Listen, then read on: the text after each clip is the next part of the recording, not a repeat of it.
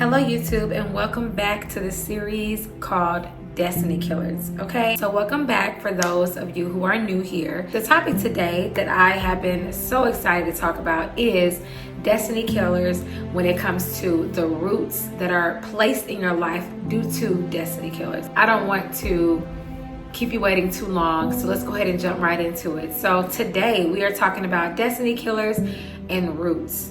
Okay, so when it comes to roots in your relationship, the enemy has a way of creating roots, just what it sounds like. It's roots. So like when you plant a seed, the seed starts to develop and grow roots, and it spreads out, and it makes it harder for you to pull that seed out of the ground because now it has become stronger in the placement of the soil. So just like in relationships, you may meet a guy or a girl and you're in this relationship. You guys are having a great time. You start to spend more and more time with this person. So not only is the relationship that you are in starts to grow, but now the enemy will place roots. And roots are things such as relationships you have built around that relationship, right? So it's like you're dating a guy or a girl, and now you're friends with their friends. Now you're friends with their siblings' friends, or you're friends with their siblings, and now you have developed a relationship with them as well. So now it makes it harder for you to leave. For example, you could be in a relationship with somebody and you spend holidays with their family members, or you spend things like, I don't know, Cinco de Mayo or Christmas with this family member, with this family.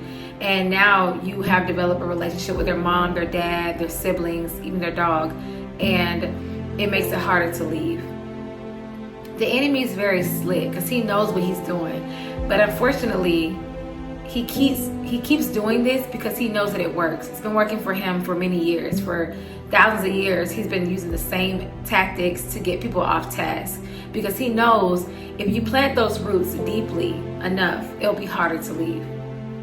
I've seen this happen so many times, even in my own personal life, where you develop a relationship with this person's mom, and now they're calling you for stuff. Now you have your own relationship with the mom, and now they're pretty much in your relationship too. So when you finally decide to leave, you're breaking up not only with that person, but you're also breaking up with their family, their mom, their brother, their sister. You're breaking up with everybody. And it feels like a marriage. It feels like you are divorcing a marriage because you become so attached to these people. So now when you break up, not only are they trying to reach out to get back with you, but now their family members are trying to reach back out to you. You have memories of the good times you spent with this family. You know the intricacies of things. Like say you're with somebody and then their grandma passes away. I mean, you were there at the funeral. So it's like there's so many things that the enemy does to create these roots in your life where it just seems like almost impossible to really leave the relationship. Roots can also come with certain attachments, things they've given you. You know, in a relationship with somebody, they may have given you a shirt. They may have given you a really nice gift. These things, puts imprints in your life where those memories are attached to something that's tangible. So when you are in a relationship with somebody and you're trying to get out of the relationship, it's good to get rid of everything they've ever given you. You want to remove everything that smells, feels, or tastes like that relationship. Not only are there roots, but they're also what I like to call exclamation marks. Because when these things are laying around in your home or you see them, it kind of puts you in a state of, oh no, I need to reach back out to this person, or oh my God, I remember when we did this. I remember how fun or how I felt when he gave me this item. So he knows that by placing these items in your life, it also creates some type of feeling to it. Another root is maybe a song you listen to, maybe certain music that you listen to. There's certain things I remember when I used to live and sing, because listen, I was not always a holy roller, okay? There were certain songs that would remind me of certain things that I did with the person when we went here, or when we did this. These certain songs would remind me of a person. So that's another type of root that could be placed in your life. But you have to get rid of all these things in your life so you can start to live out the life that God has designed you to live out. It's very important to not stay connected to people who are connected to that relationship. Oftentimes people will leave a relationship and feel like I could still be friends with somebody who's an outsider of the relationship, or I can still be friends with the sibling, or I can still be friends with the mom or the dad. I can still be friends with the cousin of the person I was with. You cannot do that, because it's going to come up. It's going to come up. You're still connected to somebody in that you were in a relationship with. Let's not be silly. When you decide to leave a relationship and you completely turn your back on it, you need to cut all ties with everything. Everything. And I'm not even just talking about, well, for this series, I'm only speaking based off of a relationship, as far as romantic relationship. But you can honestly look at this in your entire life, even if it's not a romantic relationship. You can look at it as far as like when you're trying to cut ties with somebody who's just not good for you. It could be friends, it could be family members. You don't keep in contact or keep certain things around you that's going to remind you of that relationship. You don't befriend somebody that's friends with somebody who you were in a relationship or friends with, especially if they're like the middleman. I mean, it's silly to think this person will not be going back and telling the other person your thoughts or your business or your weaknesses. I mean, let's be real here. So those are very important things to kind of look, and those are red flags. You don't want those things in your life. If you're serious about cutting people off that are killing your destiny, it's very important to know that God is the standard. So despite anything, what it looks like, what it smells like, what it tastes like, you need to remove yourself completely. And it ain't worth it, because it's not worth it.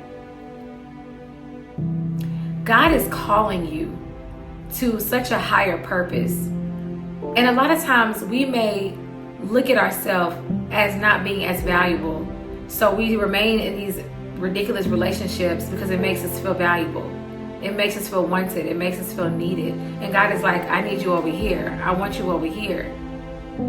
We have to start taking our life seriously, because your life is all you have. Stop wasting your time with these people. Stop wasting your time in things that are not going to produce fruit, or godly fruit, should I say. So look at your life. I want you guys to look at your life right now currently and look, where are there roots in my life that I have not yet cut off? Where are these roots? Have I completely taken this seed and like yanked it out of the ground? Have I looked at the seed and completely yanked it out of the soil? Or are there still roots there? Because the interesting thing about roots, even if you look at when you plant something, if there's roots there, you can actually go back and things can actually grow again. If you don't completely take everything out of the soil, it can produce again. Is your soil in a state of reproduction, or is your soil dead to that seed? And a lot of times we look forward to somebody new being in our life, that God's going to bring us a husband or wife, and we still have roots or remnants of the person that was previously there. And sadly, the new person that comes around have to deal with the baggage or the additional, the soil not being clear or open or ready for a new seed to be planted. It's not fair. So ask yourself that. Do I still have those nasty roots in my soil? Again, y'all, I promise to keep these series short, because I know if you're anything like me, you don't want to watch our video. Maybe one day we can look into doing a longer video, but I just want to keep these things short, because I really want this to be like little nuggets for you to take home with you. Please like, share, subscribe, send it to a friend, send it to somebody who you know is in a trashy, ashy relationship that you know needs to be out of it. So you can send it to somebody who you know is in a relationship that you hate, that is not of God, and that needs a removal, that needs a root seed removal. Send it to that person. Yes, because I'm talking to you. I'm trying to save your life, literally. So I love y'all. Thank you for tuning in with me. We have some more series coming up. Please stay tuned for part 3. And I will see you guys next Sunday. Y'all have a good day. Be blessed. I love y'all. Check on them roots, okay? Bye.